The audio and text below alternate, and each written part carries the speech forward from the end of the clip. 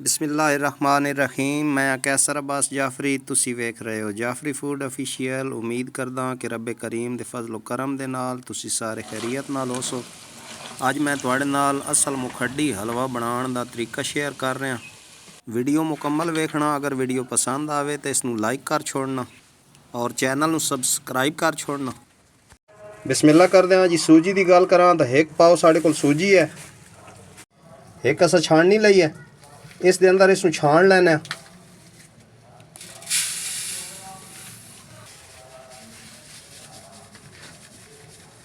हुण साढ़े कोल दुध है, असीं इस दे विच दुध शामिल कर रहे हैं।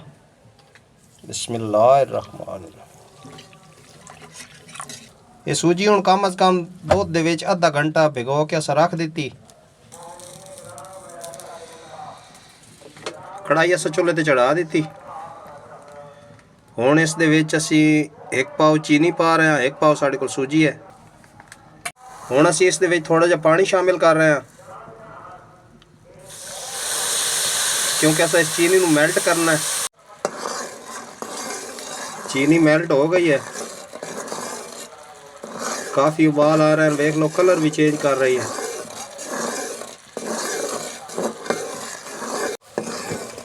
चीनी वेखो माशाल्लाह कलर चेंज कर गई है। हुण है साढ़े कोल तकरीबन 200 ग्राम देसी घी है। ये असीं भी शामिल कर रहे हैं इस दे।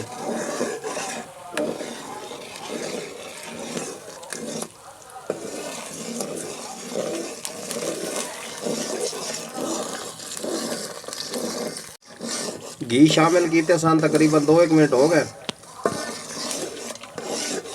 हुण जिहड़ी असां सूजी दुध दे अंदर सेक के रखी आई, ये पहले हुण जिहड़ा उत्ते उत्ते दुध है ये इस दे विच शामिल कर रहे हैं।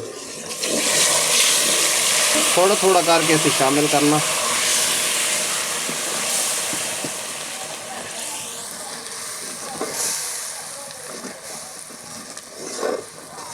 ये परेशान नहीं होना है। जी चीनी में इकट्ठी हो वधिया है, सारी मिक्स हो वैसी घुल वैसी।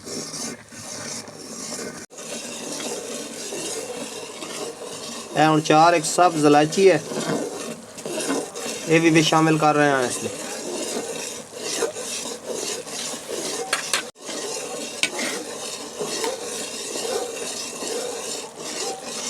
नाल ही इस दे अंदर हुण असीं सूजी शामिल कर रहे हैं।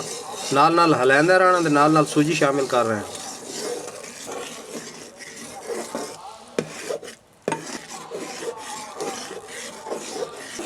सर्दियों की बड़ी बेहतरीन रेसिपी है।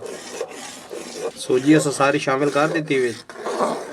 इस नूं मट्ठी अग ते हलांदे रहना।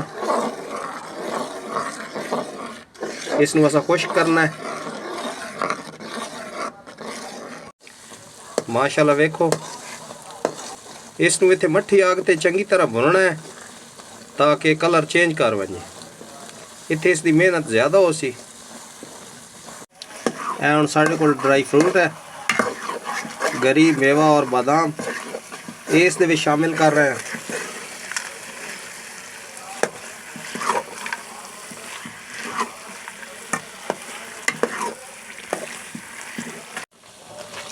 पंद्रह 1 मिनट हो गए इंसान बुनाई कर दें। 5-1 मिनट और असीं इसकी बुनाई करसां। उस तो बाद तुहानूं विखाने कि कितना एक मज़ेदार बनता है। इत्थे इसकी चंगी जी बुनाई करनी, क्योंकि जिहड़ी अस सूजी शामिल की है वो कच्ची शामिल की है। इतनी कि इसकी बुनाई करनी कि साड़ी सूजी जिहड़ी है वो उसकी बुनाई मुकम्मल तौर हो वजे। सूजी का जिहड़ा कच्चापन है वो बिल्कुल ख़त्म हो वजे।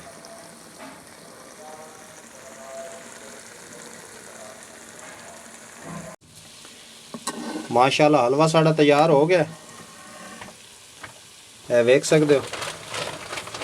सूजी की भी बुनाई हो गई है साड़ी दी। डिश आउट करके विखाने था।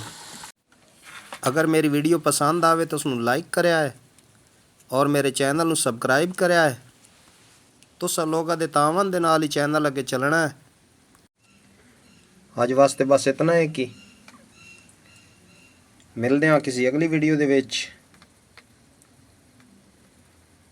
अल्लाह हाफिज़।